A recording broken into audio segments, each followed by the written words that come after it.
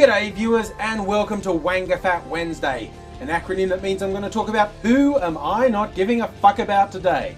And today I'm not giving a fuck about the CEO of AIG, one Robert Benmosche, who has been a bit upset with the fact people are upset about senior execs at AIG being paid millions of dollars in bonuses. You see, for a lot of people who are in the working world, a bonus happens when you do your job really, really well. When your company performs really well. And the bonuses are, almost by definition, paid out of profits.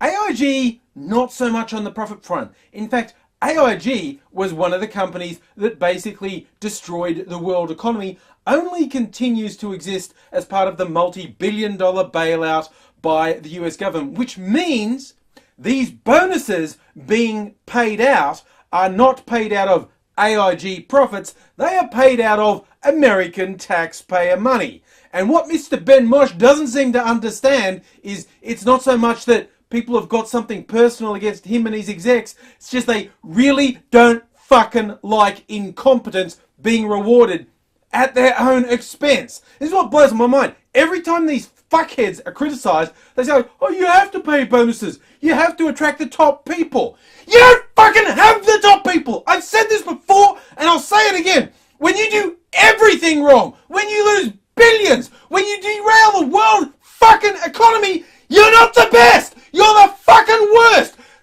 Literally, when these people go under, nobody could do worse. You could get homeless crack addicts in. They could not do worse. You don't deserve bonuses. You deserve something very, very bad. And in fact, Benmosche and many others in similar circumstances seem to think just anyone questioning them is bad. In fact, they leap very quickly to saying, just like the Nazis. Literally. They say, oh, it's like the invasion of Poland. Oh, it's like what the Nazis did to the Jews.